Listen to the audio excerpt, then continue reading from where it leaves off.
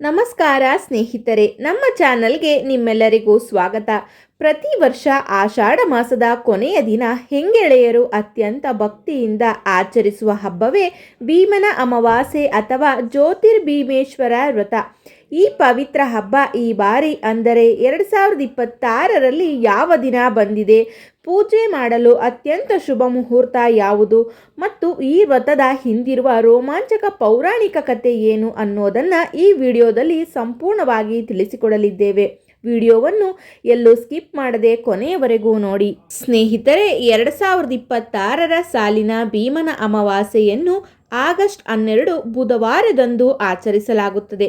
ಪಂಚಾಂಗದ ಪ್ರಕಾರ ಅಮಾವಾಸ್ಯೆ ತಿಥಿಯು ಆಗಸ್ಟ್ 12ರ ಬೆಳಗಿನ ಜಾವ 1:52 ಆರಂಭವಾಗಿ ಅದೇ ದಿನ ರಾತ್ರಿ 11:06 ಮುಕ್ತಾಯವಾಗುತ್ತದೆ. ಆದ್ದರಿಂದ ಆಗಸ್ಟ್ 12ರ ಬುಧವಾರ ಇಡೀ ದಿನದ ಅಮಾವಾಸ್ಯೆ ತಿಥಿ ಇರುವುದರಿಂದ ಅಂದು ಬೆಳಿಗ್ಗೆ ಅಥವಾ ಸಂಜೆ ಪ್ರದೋಷ ಕಾಲದಲ್ಲಿ ಶಿವ ಪಾರ್ವತಿಯರ ಪೂಜೆ ಮಾಡಲು ಅತ್ಯಂತ ಶ್ರೇಷ್ಠ ಮತ್ತು ಶುಭ ಸಮಯವಾಗಿದೆ. ಭೀಮನ ಅಮಾವಾಸ್ಯೆಯ ಮಹತ್ವ. ಈ ವ್ರತದ ಮೂಲ ಉದ್ದೇಶ ಕುಟುಂಬದ ಸುಖ, ಶಾಂತಿ, ಪತಿಯ ಆರೋಗ್ಯ, ದೀರ್ಘಾಯುಷ್ಯ ಮತ್ತು ದಾಂಪತ್ಯದ ಸೌಭಾಗ್ಯಕ್ಕಾಗಿ ಪ್ರಾರ್ಥಿಸುವುದಾಗಿದೆ. ಈ ವ್ರತವನ್ನು ಜ್ಯೋತಿರ್ಭೀಮೇಶ್ವರ ವ್ರತ, ಪತಿ ಸಂಜೀವಿನಿ ವ್ರತ ಹಾಗೂ ದೀಪಸ್ತಂಭ ಪೂಜೆ ಎಂಬ ಹೆಸರಿನಿಂದಲೂ ಕರೆಯುತ್ತಾರೆ. ಈ ದಿನ ಶಿವ ಮತ್ತು ಪಾರ್ವತಿಯರನ್ನು 2 ದೀಪಗಳ ರೂಪದಲ್ಲಿ ಪೂಜಿಸಲಾಗುತ್ತದೆ. ಒಂದು ದೀಪವು ಶಿವನ ಪ್ರತೀಕವಾಗಿದ್ದರೆ ಇನ್ನೊಂದು ದೀಪವು ಪಾರ್ವತಿಯ ಪ್ರತೀಕವಾಗಿದೆ. ಈ 2 ದೀಪಗಳನ್ನು ಬೆಳಗಿಸುವುದರ ಮೂಲಕ ದಾಂಪತ್ಯ ಜೀವನದಲ್ಲಿ ಪ್ರೀತಿ, ವಿಶ್ವಾಸ, ಆರೋಗ್ಯ ಮತ್ತು ದೀರ್ಘಾಯುಷ್ಯ ಸದಾ ನೆಲೆಸಿರಲಿ ಎಂದು ಪ್ರಾರ್ಥಿಸಲಾಗುತ್ತದೆ. ವಿವಾಹಿತ ಮಹಿಳೆಯರು ತಮ್ಮ ಪತಿಯ ಆಯುಷ್ಯ, ಆರೋಗ್ಯ ಮತ್ತು ಅಖಂಡ ಸೌಭಾಗ್ಯಕ್ಕಾಗಿ ಈ ವ್ರತವನ್ನು ಆಚರಿಸುತ್ತಾರೆ. ಅವಿವಾಹಿತ ಯುವತಿಯರು ಉತ್ತಮ ಜೀವನ ಸಂಗಾತಿ ಮತ್ತು ತಮ್ಮ ಸಹೋದರರ ಕ್ಷೇಮಕ್ಕಾಗಿ ಈ ವ್ರತವನ್ನು ಆಚರಿಸುವ ಸಂಪ್ರದಾಯವೂ ಇದೆ. ಸ್ನೇಹಿತರೆ, ಭೀಮನ ಅಮಾವಾಸ್ಯೆ ವ್ರತದ ಮಹತ್ವವನ್ನು ನಿಜವಾಗಿ ಅರ್ಥ ಮಾಡಿಕೊಳ್ಳಬೇಕಾದರೆ ಇದರ ಹಿಂದೆ ಇರುವ ಒಂದು ಪವಿತ್ರ ಕಥೆಯನ್ನು ತಿಳಿದುಕೊಳ್ಳಬೇಕು. ಬಹಳ ಹಿಂದೆ ಒಬ್ಬ ರಾಜನಿಗೆ ಒಬ್ಬನೇ ಮಗನಿದ್ದನು. ರಾಜಕುಮಾರನ ಮದುವೆ ಅದ್ದೂರಿಯಾಗಿ ನಿಶ್ಚಯವಾಗಿತ್ತು. ಆದರೆ ವಿಧಿಯಾಟವೇ ಬೇರೆ. ಮದುವೆಗೆ ಮುನ್ನವೇ ರಾಜಕುಮಾರ ಅಕಾಲಿಕವಾಗಿ ನಿಧನ ಹೊಂದಿದನು. ಆ ಸಮಯದಲ್ಲಿ ಮದುವೆಯ ಎಲ್ಲ ಸಿದ್ಧತೆಗಳು ಪೂರ್ಣಗೊಂಡಿದ್ದವು. ಮುಹೂರ್ತವೂ ನಿಗದಿಯಾಗಿತ್ತು. ಅದನ್ನು ರದ್ದು ಮಾಡಿದರೆ ಅಪಶಕುನವಾಗುತ್ತದೆ ಎಂಬ ಭಯದಿಂದ ರಾಜನು ಮದುವೆಯನ್ನು ನಡೆಸಲು ನಿರ್ಧರಿಸಿದನು. ಒಬ್ಬ ಬಡ ಬ್ರಾಹ್ಮಣ ತನ್ನ ಮಗಳನ್ನು ರಾಜಕುಮಾರನಿಗೆ ವಿವಾಹ ಮಾಡಿಸಿದನು. ಮದುವೆಯ ನಂತರ ರಾಜಕುಮಾರನ ಅಂತ್ಯ ಸಂಸ್ಕಾರಕ್ಕೆ ಸಿದ್ಧತೆ ನಡೆಯಿತು. ಅದೇ ಸಮಯದಲ್ಲಿ ಭಾರೀ ಮಳೆ ಸುರಿಯತೊಡಗಿತು. ಹೊಸ ವಧುವಿಗೆ ಅಂದು ಭೀಮನ ಅಮಾವಾಸ್ಯೆ ಎಂದು ನೆನಪಾಯಿತು.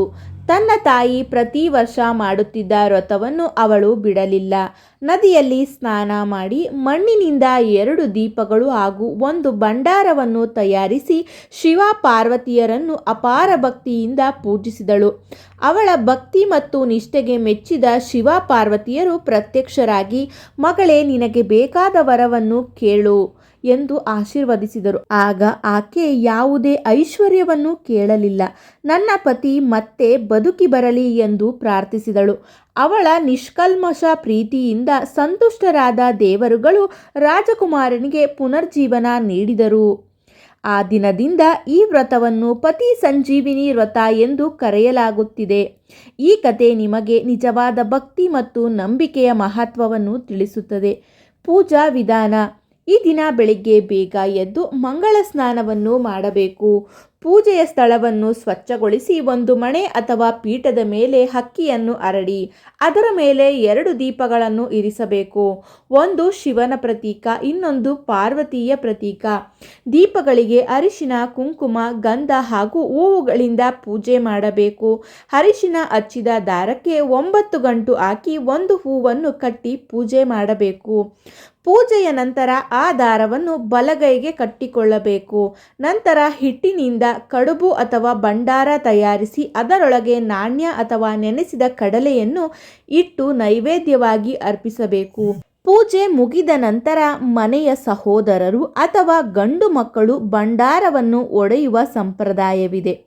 ಆ ದಿನ ಕರಿದ ಆಹಾರವನ್ನು ಸೇವಿಸದೆ ಸಾತ್ವಿಕ ಆಹಾರ ಸೇವಿಸುವುದು ಉತ್ತಮವೆಂದು ನಂಬಲಾಗಿದೆ. ಈ ವ್ರತವನ್ನು 9 ವರ್ಷಗಳ ಕಾಲ ಆಚರಿಸಿದ ನಂತರ ಉದ್ಯಾಪನೆ ಮಾಡಲಾಗುತ್ತದೆ. ಒಂದು ಜೋಡಿ ದೀಪವನ್ನು ಸಹೋದರನಿಗೆ ಅಥವಾ ಬ್ರಾಹ್ಮಣರಿಗೆ ದಾನ ನೀಡಿ ವ್ರತವನ್ನು ಸಂಪೂರ್ಣಗೊಳಿಸಲಾಗುತ್ತದೆ. ಈ ವ್ರತದಿಂದ ಸಿಗುವ ಫಲಗಳು. ಈ ವ್ರತವನ್ನು ಭಕ್ತಿಯಿಂದ ಆಚರಿಸಿದರೆ ಪತಿಯ ದೀರ್ಘಾಯುಷ್ಯ ದೊರೆಯುತ್ತದೆ, ಅಖಂಡ ಸೌಭಾಗ್ಯ ಲಭಿಸುತ್ತದೆ, ಕುಟುಂಬದಲ್ಲಿ ಸುಖ, ಶಾಂತಿ ಮತ್ತು ಸಮೃದ್ಧಿ ನೆಲೆಸುತ್ತದೆ, ಶಿವ ಪಾರ್ವತಿಯರ ಕೃಪೆ ಸದಾ ಲಭಿಸುತ್ತದೆ, ಅವಿವಾಹಿತರಿಗೆ ಉತ್ತಮ ವಿವಾಹ ಯೋಗ ಸಿಗುತ್ತದೆ ಎಂಬ ನಂಬಿಕೆ ಇದೆ. ಸ್ನೇಹಿತರೆ, ಭೀಮನ ಅಮಾವಾಸ್ಯೆ ಕೇವಲ ಒಂದು ವ್ರತವಲ್ಲ. ಇದು ಪ್ರೀತಿ, ವಿಶ್ವಾಸ, ತ್ಯಾಗ ಮತ್ತು ಭಕ್ತಿಯ ಪ್ರತೀಕವಾಗಿದೆ. ಶಿವ ಪಾರ್ವತಿಯರ ಆಶೀರ್ವಾದದಿಂದ ಪ್ರತಿಯೊಂದು ಕುಟುಂಬದಲ್ಲೂ ಆರೋಗ್ಯ, ಐಶ್ವರ್ಯ ಮತ್ತು ಸಂತೋಷ ನೆಲೆಸಲಿ ಎಂದು ಪ್ರಾರ್ಥಿಸುತ್ತಾ ಈ ವಿಡಿಯೋವನ್ನು ಮುಗಿಸುತ್ತೇನೆ. ಈ ಮಾಹಿತಿ ನಿಮಗೆ ಇಷ್ಟವಾದರೆ ವಿಡಿಯೋಗೆ ಒಂದು ಲೈಕ್ ಮಾಡಿ, ನಿಮ್ಮ ಕುಟುಂಬ ಮತ್ತು ಸ್ನೇಹಿತರೊಂದಿಗೆ ಹಂಚಿಕೊಳ್ಳಿ. ಧನ್ಯವಾದಗಳು.